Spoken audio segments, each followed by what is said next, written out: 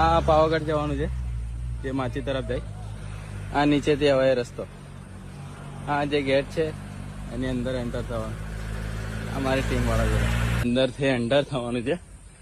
આવો કંઈક રસ્તો છે ગેટમાં.